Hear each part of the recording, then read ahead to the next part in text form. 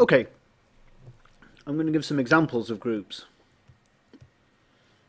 This is not going to be an exhaustive list of examples because there are hundreds of thousands of examples all over the place, drawn from the whole of mathematics. So I'm just going to give a few of the simplest ones. Once we've got a bit of theory, then we can start to have some fun with it. I'm going to consider strictly positive real numbers under multiplication. Okay, so you'll remember that a group is an ordered pair of a set and a little operation. So in this case we've got what I'm going to call R plus, which is numbers x such that x is strictly greater than 0 under regular multiplication. So that's just multiplication, as in 3 times 8 equals 24. Just normal multiplication. Okay, so I'm going to check the axioms one by one. So the first thing is we need to make sure that the operation, which I've just drawn as a cross here, it maps R cross R to R. And we have said that it's that multiplication, or this symbol has closure if A and B are members of your ground set R plus, implies that A cross B is also a member of R plus. Okay, so we call it closed. Technically you don't need that, because if you specify that the operation maps the set crossed with itself to itself, then you don't need it. But we better check that this is the case. So of course, if x and y are both in the ground set R plus, then x, y is also in R plus. Of course, because the product of two positive numbers is a positive number. Strictly positive. If either of them is 0, we don't have this. But of course, we're not allowed x and y to be exactly equal to 0, because we require strictly positive. X greater than or equal to 0, that's not the case. We've got this one. Okay, so it's closed. What's the next one? We also need an identity element.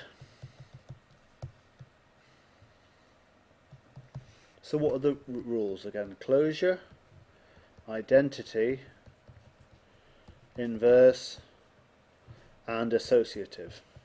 Blom, blom, blom, blom. We've done that one. Identity. Well, of course, what we need is an identity element such that xe equals ex equals x for all x in the group or in the ground set. And of course, e equals 1 will do the bill, because x times 1 equals 1 times x equals x. Done. So that's this one. Check. Inverse. And of course, so the inverse is well, we write it like that to remind ourselves what the idea is. So we say that for all x in the group, there exists x to the minus 1 also in the group, such that x combined with x minus 1 equals x minus 1 combined with x equals the identity. And of course, in this case, the identity is just 1. You'll notice that I'm playing somewhat casually with the operation, with the symbol I use for the operation. I can write it x minus 1, or I can write it x times x minus 1, or sometimes I'll write x circle x minus 1, or whatever. The actual symbol I use to denote the group operation is sometimes nothing at all, as in here. Sometimes it's a cross, sometimes it's a little circle, sometimes you see a star. You see other notations, but I tend to flick between them without much warning.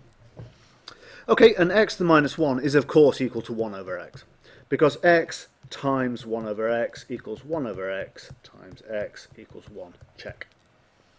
How about associativity? That was the fourth one. I think we've done the first three now. Closure, identity, inverse, check. Associativity. Well, what I'm going to require from... glitch there. What I'm going to require from associativity is that for all x, y and z in the group, x, y, z equals x, y, z. And we know this is true from elementary mathematics. So that's the case too.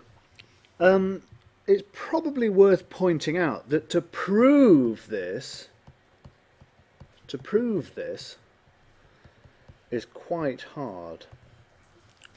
It is quite hard to prove that, but it's nevertheless the case. So there it is. There's your first example of a group, which is the strictly positive real numbers under multiplication. And I'm going to stop there. I'm going to give lots of other examples, but that's the first one. Okay, stop.